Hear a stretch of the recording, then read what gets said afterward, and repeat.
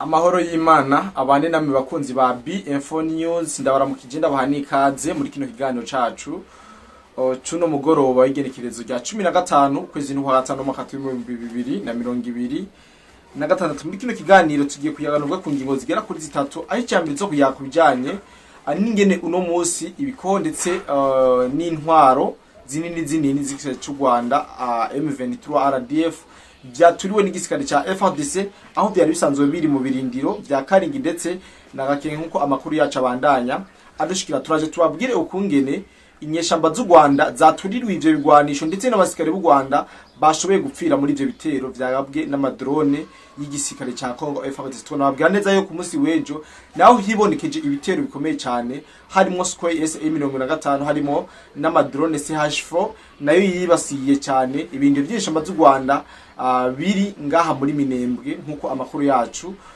twabandanije tuyatoza canke nkuko twashoboye kwibashikiriza ivyo twaje tubabwire indo nido nkuko twebateguriye tukiri ngaha mu Minembwe nyene turaza kubabwira ubwicanyi budasanzwe buriko burategurirwa abanyamurenge canke ubwicanyi bw'indenga kamere buriko burategurwa na leta y'u Rwanda kugira ngo bwitirirwe igihugu cy'ubuntu. Turaje tubabwire ukungene bwateguwe n'ingene ano makuru yo kwica abanyamurenge byitirirwa abarundi uko yagiye arasakara mu bintu nabo batarashobora gutahura muri kino kiganiro. Kandi turaza kujanye n'amakuru avuga yuko hariho abarundi canke ifungurwa ziva mu gihugu cy'u Burundi zijanirwa imigwi yiterabwoba mu burasirazuba bwa Kongo harimwo umugwi w'iterabwoba Red ndetse n'ingabo z'u Rwanda RDF M23. Amakuru ava hagiye atandukanye aremeza neza yuko hariho ibifungurwa bigizwe n'imiceri, ubufu ndetse n'ibiharage biva mu gihugu cy'u Burundi bija muri Red twaje tubabwire uburyo bigendamwo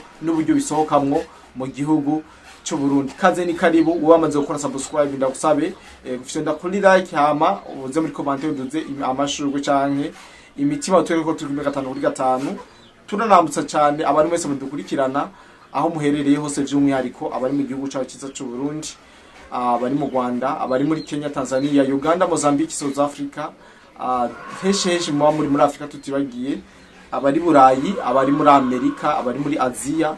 Tubabwire ati mwiriwe canke mwaramutse bitegwa n'amasaha muba muriko muradukini. Kaze muri kino kiganiro mu nkundiye duhere kubijanye n'ibitero vya FARDC yiriwe iragaba ku birindiro by'inyeshamba z'igihugu cy'u Rwanda aha muri Minembwe. Nkuko amakuru yacu abitubwira nuko coalition FARDC yongeye kuduza amadrone zandege zitagira abapiloti zibomba canke zirasa bikomeye ibirindiro by'inyeshamba z'u Rwanda exactly ahari hasanzwe hahestariwe bijye biko binini imbunda nini ndetse n'amamesire nkuko twabandanije tubatoriza. Rero ano makuru avuga yuko abasikari batari bake b'u Rwanda nabo bashoboye guca bahasiga ubuzima muri iryo raswa ry'izo nkoho ndetse n'ububiko bwa gisirikare bw'inyeshamba z'u Rwanda MDP tubone na Red biri neza na neza aho amakuru avuga yuko zino drone zavuye aho bitwa muri Gakenke zerekeza muri Karingi zihakorera nk'ivyo zakoreye muri Gakenke. Ibi nibaza neza yuko abenshi mwashoboye kuvyumva hagiye atandukanye ari nayo mpamvu ndibashikirije ko bataravyumva kugira ngo mushobore guca muvyumvira kubera ko murabona yuko uno munsi akanya kari katugoye bituma tutaba kumanya kugira ngo dushobore kubashikiriza amakuru y'ibiri kubera ku mirongo y'urugamba. Rero mu nkundire muri kino kiganiro twinjire tubabwire ukungene hariho integuro y'urugomo canke imyiteguro novuga yuko idasanzwe y'igihugu cy'u Rwanda aho amakuru avuga yuko amaze imisi mu manama yo gutegura kurimbura no kwica abanyamurenge hariya mu misozi miremire ya territoire ya Fizi bikitirirwa leta y'u Burundi. Bimeze gute? Bipanze gute? Amakuru ava muri bo yabacorotse avuga neza yuko amaze imisi ko habera inama mu Rwanda y'ukungene bashobora kumera nk'abubika ikarata y'imigwano kuko ibice byose bariko barabivamwo bariko bararaba uburyo ibibiri trend yo kuva mu bice barimwo ukungene babishiramwo igipfungo abantu benshi ntibashobore kubishira ku mutima ndetse bitume bagerageza gutegura ibindi bitero bikomakomeye. Nega twababwiye neza ku munsi wejo yuko abari bahungiye muri Kamanyora amakuru twagiye kwakira neza yuko bavuga yuko abari bahungiye muri Kamanyora baduze muri Mwenga ubu ariyo bari kwiyestara kugira ngo bashobore gutanguza imigwano, ariko bagishika muri Mwenga twarababwiye byabashikiye nuko bakiriwe n'amabombe n'amasasu ya FARDC n'ingabo z'ubundi hamwe n'abazarendo. Rero inyeshamba z'u Rwanda no munsi zirashaka ikarata ihinduke, uko ariko haravugwa ibijanye n'ingene bariko barava mu bice havugwe iyindi nkuru. Amakuru avuga neza yuko leta y'u Rwanda iriko irategura umugambi wo kwica abanyamurenge kugira ngo vyitirirwe ingabo z'u Burundi ndetse n'ingabo za Kongo. Biriko birategurwa gute? Amakuru tumaze kuronka, tumaze no kwegeranya, avuga neza yuko uwo mugambi bazowutegura hama biyambike itinizikisere cy'ubundi ndetse na FARDC, hama birare mu bene gihugu b'abanyamurenge babice. Ibi ndazi neza yuko abakurikirana ibinyamakuru bikomakomeye ku isi nk'ikinyamakuru Al Jazeera cyamaze kuba kibitanga, plutôt Africa Intelligence cyamaze kuba kibishira hanze amabanga yose y'igihugu cy'u Rwanda, aho kigomba kugaba ibitero mu banyamurenge kibatsembatsembe vyitirirwe leta y'u Burundi, bitume amakungu ahindukiriza amaso ku Barundi ndetse n'abakongomani. Vya bihano vyariko birafatirwa leta y'u Rwanda bamere nk'abadohoye canke bamere nk'abadeguye. Ibi ni wo mugambi leta y'u Rwanda uno munsi kirategura, kubera ko iramaze kubona ko yamaze kugwa muri kapa canke yamaze kugwa mu gatego idashobora kuvamo na yone vyoroshe, nkuko amakuru yacu yo abandanya abitubwira. Ariko ayo makuru yamaze kuba aseruka hanze kubera ko bisigura ko byamaze gupfa, kubera ibi bintu biteguye inshuro nyinshi ariko bakisanga amakuru yamaze kubatanga hanze. Ibi rero bituma inguvu ziba nkeyi cyane zo kugira ngo bashoze uwo mugambi mubisha canke uwo mugambi udasanzwe w'ubwicanye. Ibi rero novuga yuko tuzakomeza kubashakira, tuzokomeza ndetse no kubasufukura kugira ngo imigambi mibi yose y'urugomo baba ariko barategura imaze kuja hanze, kubera ko twamaze kubona ko atabo baba bagikoze, tuzokoma tubibazanira kugira ngo abantu benshi bazoze barabimenya, nibiramuka bibaye bavuge ati ibi twaravyumvise hanaka, ibi vyakozwe n'aba. Nuko muri make nce tuzogenda tubakora kugira ngo ibintu bikomeze bimera neza cyane. Yindi nkuru no babwira nuko hari amakuru avuga yuko hariho imfungwa ziva mu Burundi zigemurirwa umugwi w'iterabwoba cyangwa w'abagwanyi wa Red Tabara hariya mu misozi ya Kongo.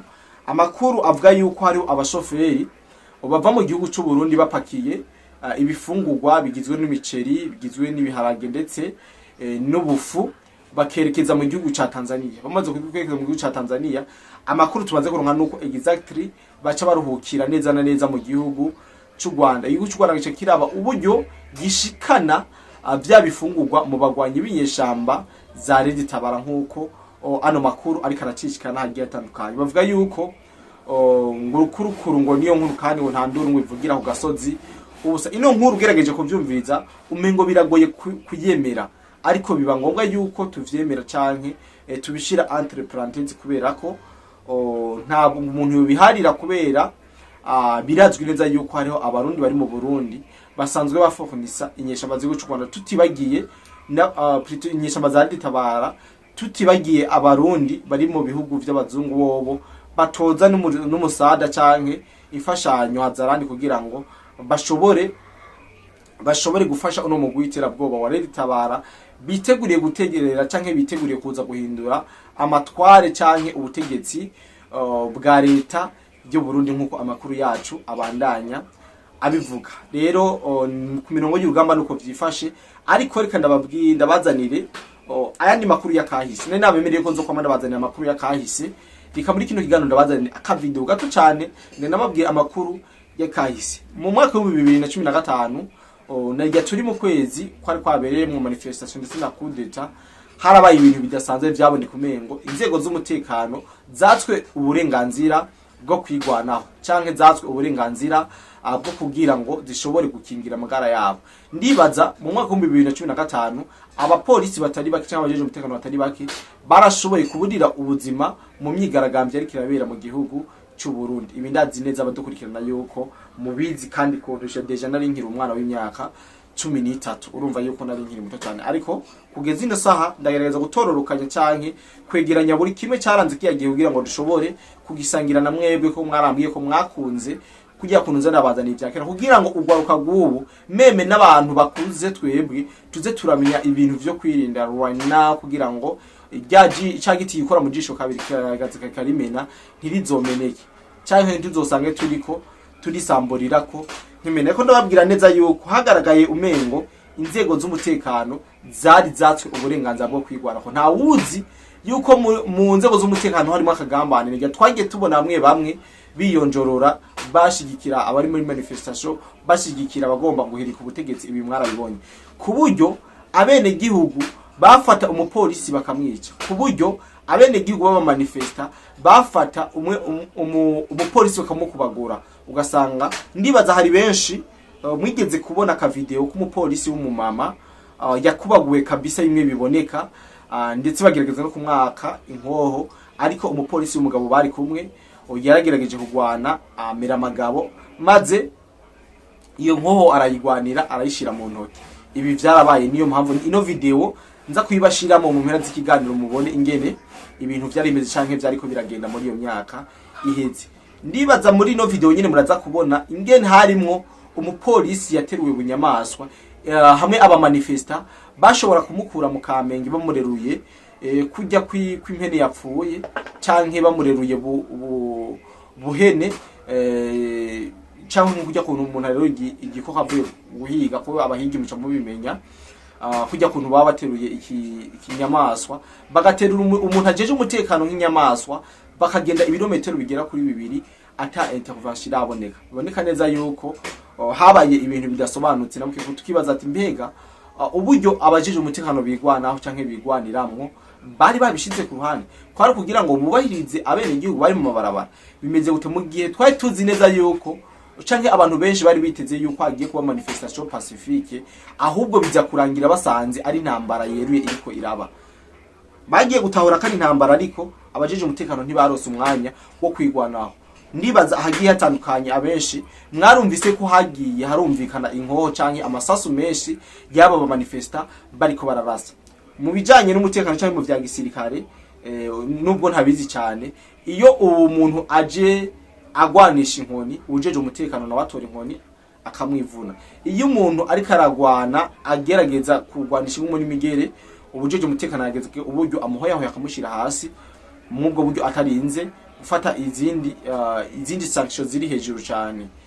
Ariko iyo umuntu aje arasa urujeje umutekano, biremewe kurasa.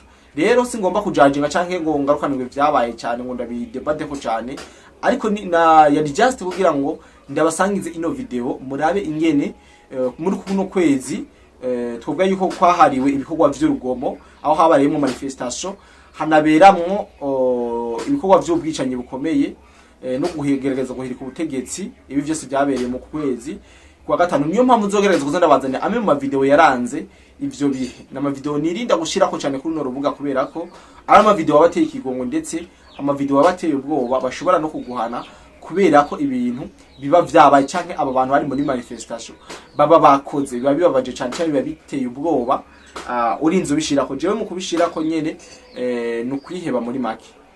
Mugabo ndavuga ati abarundi bacu turakeneye ko bamenya ukuri, turakeneye ko bamenya ibiriko biragenda, biriko biraje imbere. Ari no mpamvu kenshi nkunda kubasangiza ano ma video yakahise ingene byari bimeze. Rero ndabikebanure muri kino kiganiro mwahombiye byinshi mirongo y'urugamba, ndetse ndabasangiza nakahise.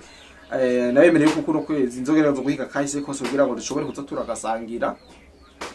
Hama ngaruka ndababwira gufyonda subscribe na like hamwe na commentaire, ariko mu kurangiza ke ndabasigiremo ino video ngaha kugira ngo musigare muri kwikana murabe ivyaranze iyo myaka twahitiyemo, igihugu cy'u Burundi kitagomba gusubiramwo na bukebuke. Kagenda bikibanure hama mukora ino video. Bye bye. Woba wifuza kuja gukorera hanze y'igihugu na cane cane Dubai? Hariho benshi tumaze kwifashamo. Akabijya kacu tubafasha kuronka visa byoroshe no kubaronkera ubuzi tubaronkera no gukurikira: ubwubatsi construction, ubushoferi driving, gushikana ibintu ku mukiriya delivering, gukora mu bubiko bunini bw'amasosiyete warehouse, gucungera ingo amasosiyete n'ibindi abo twita aba security. Hejuru y'ibyo tubafasha kuronka visa byihuse kandi ku kabeyi katavuna. Dusange muri Mairie de la Ville, bureau numéro 6, canke mutwakure kuri +971 50 88 13 005 canke +257 79 90 29 73. Kuronka akazi hanze y'igihugu biroroshe cane, hasigaye amahitamo yawe. ubuvuzi kama Good Life ikorana na Agevo mu Burundi irabahaye ikaze mwivuza indwara zitandukanye kandi zibabaje harimo amibe, estoma, umugongo, prostate, amaso, ishano, diabete n'ibindi byinshi. Dusange Centre Ville, Boulevard de Lukona, numero 5, urenganye gato ikiraro, mu Kanyosha kujya gatanu hampande y'isoko, no mu Gatumba ku ipoto ya 34 canke mu twakure kuri 67 95 46 56 canke 62 98 83 41. Hamwe na Good Life twitwararika amagara yanyu nka yacu.